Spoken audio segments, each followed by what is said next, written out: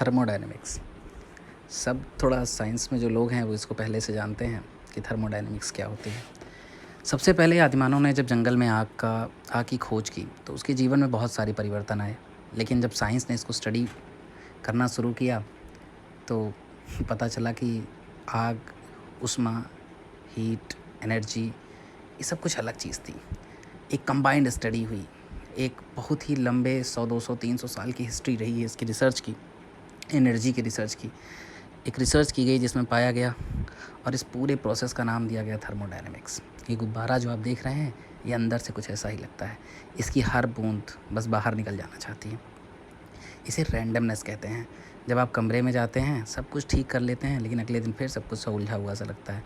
जब मैं छोटा था तो मैं अपना स्कूल बैग रोज़ ठीक करता था लेकिन रोज़ अगले दिन वो उलझा हुआ मिलता था तो मुझे लगता है मेरी ही कमी है। लेकिन बाद में पता चला इसे रैंडमनेस कहते हैं, एंट्रोपी कहते हैं। ये फिज़िक्स का एक बहुत बड़ा सिद्धांत है। जब आपका हाथ से कप टूटता है या शीशे का कोई गिलास टूटता है तो उसके टुकड़े अगले दिन झाड़ू लगाते समय मिलते हैं।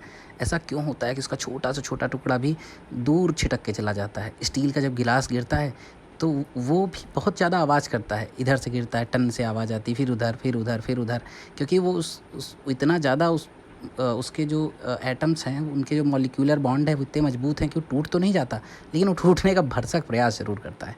तो एंट्रोपी एक ऐसा शब्द है जिससे हमारे ब्रह्मांड की उत्पत्ति हुई, बिग बैंग हुआ।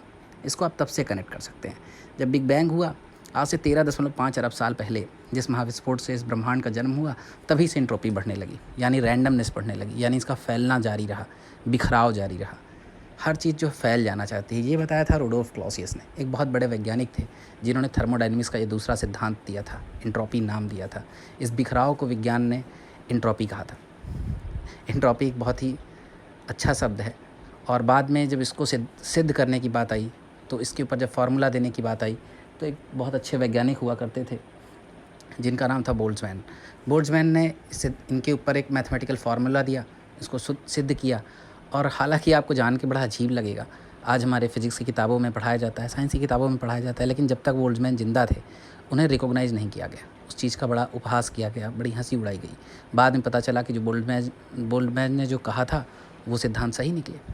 उसके बाद आगे जब चल के बात आती है कि हम डेली लाइफ में से कहाँ देखना चाहते हैं, ये जो आप पहिया देख रहे हैं ये हीट एनर्जी का एक बहुत अच्छा सुंदर सा डायग्राम है।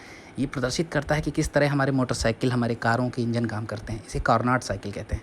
एक और बहुत ही युवा वैज्ञानिक 36 साल की एज में जिनकी डेथ हो गई, उनका नाम था कार्नोट। उन्होंने कार्नोट इंजन दिया था। कार्नोट इंजन का मतलब होता है कि जैसे हम लोगों ने जेम्स वाट के बारे में तो सुना है। जेम्स वाट क्या करते थे कि जैसे हम अपने घर में जब दूध उबालते हैं तो अक्सर हम देखते हैं कि उसका ढक्कन उठ जाता है भाप के कारण, या आप देखते होंगे कुकर की सीटी आ जाती है भाप के कारण। तो कार्नोट ने कहा था कि आग जलती है, पानी गर्म होता है, उससे भाप निकलती है, तब उससे जो बनता है वो स्टीम इंजन बनता है। यानी उस भाप को जब हम पहिए पे डालते हैं तो पहिया चलता है। क्यों ना सीधे आग को ही पहिए से कनेक्ट कर दिया जाए।